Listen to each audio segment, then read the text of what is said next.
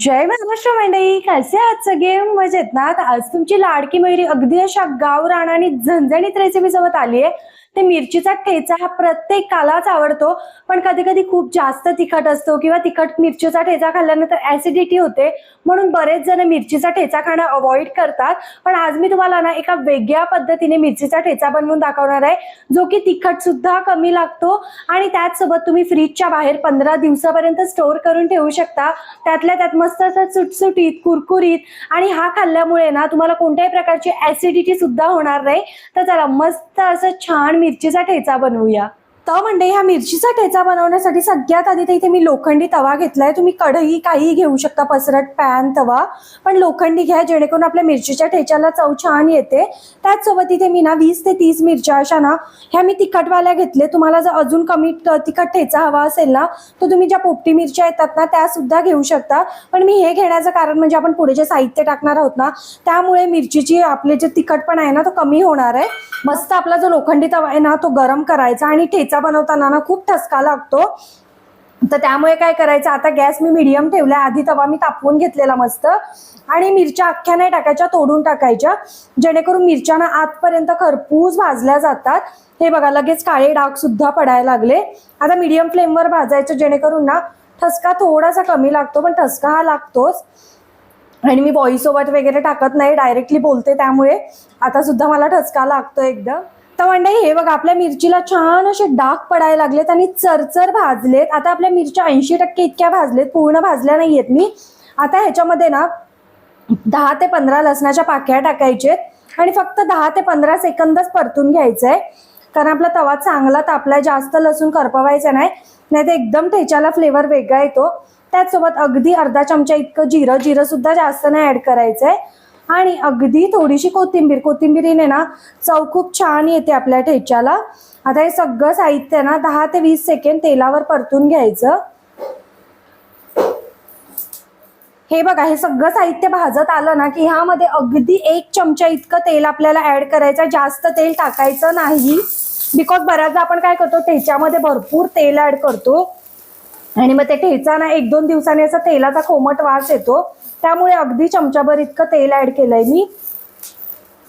आणि आता हे सगळं साहित्य तेलावर 1 ते 2 मिनिटं चांगलं परतून घ्यायचंय आपल्याला. हे बघा 2 ते 3 मिनिटं छान असं हे साहित्य भाजलं की आता आपल्याला गॅस बंद करायचा आहे. ह्यामध्ये चवीपुरतं मीठ टाकायचंय, आणि हे साहित्य आपल्याला 5 मिनिटापुरतं ना तव्यावरच ठेवून थोडंसं थंड करून घ्यायचंय. आणि मग पुढचं तुम्हाला सांगते. आता पुढची प्रोसेस थोडीशी हटके आहे. तर मंडळी हे बघा आपलं साहित्य ना मी तव्यावरच ठेवलंय, तवा अजूनही गरम आहे. 5 मिनिटं फक्त मी गॅस बंद करून असंच ठेवलेलं. आता काय करायचं, पक्कडच्या सहाय्याने पकडायचं, आणि माझ्याकडे इथे हा ना लसूण ठेचायचा दगड आहे, त्यानेच तव्यावरच हे गरम गरम असतानाच आपल्याला ठेचून घ्यायचंय असं. किंवा तुमच्याकडे तांब्याच्या सहाय्याने किंवा आपलं जे पोटॅटो मेशर असतं ना त्याच्या सहाय्याने, किंवा खलबत्त्यातला जो दांडा असतो ना, कोणतीही जड वस्तू त्याने तुम्ही असं थोडंसं बारीक करून घ्यायचं. अगदी बारीक नाही, हा थोडंसं ओबडधोबडच ठेवायचं आपल्याला. तर हे बघा असं ना मी ओबडधोबड छान असं दगडाच्या साह्याने ठेचून घेतलं. जास्त अगदी बारीक करायला जायचं नाही, कारण ठेचा ना थोडासा जाडसरच असतो.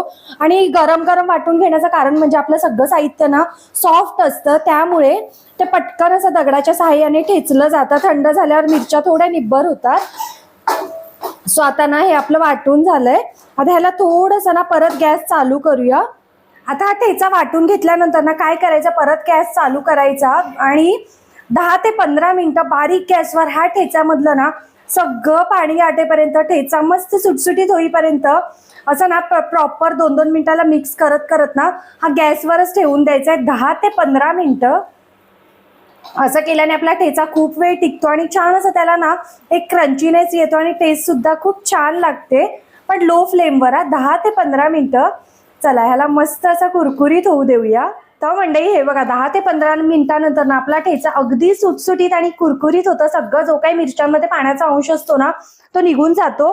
आता आपल्याला गॅस बंद करायचा आहे, आणि आता ह्याच्यामध्ये मी अख्खे शेंगदाणे न टाकता भाजलेल्या शेंगदाण्यांचं कूट टाकणार आहे. तेही अगदी मोठे मोठे शेंगदाणे मी असं जाडसर वाटून घेतलंय, आणि व्यवस्थित मिक्स करायचं. गॅस बंद करून टाकायचं. हा इथे मी शेंगदाण्यांचं कुटाचं प्रमाण थोडं जास्त ठेवलं जेणेकरून तिखटपणा कमी यावा आपल्या ठेच्याचा. त्याचसोबत इथे एक साहित्य टाकायचंय ते म्हणजे अर्ध्या लिंबाचा रस. लिंबाने काय होतं, लिंबू एक प्रिझर्वेटिव्हचं काम सुद्धा करतं, जेणेकरून आपला ठेचा फ्रीज शिवाय सुद्धा 10 ते 15 दिवस आरामात टिकतो. आणि ज्या कोणाला पित्ताचा त्रास होतो, ऍसिडिटी होते ना, लिंबाने ते सुद्धा नाही होत. सो हे बघा, अर्ध्या लिंबाचा रस पिळायचा आपल्याला आणि व्यवस्थित मिक्स करून सर्व करायचंय.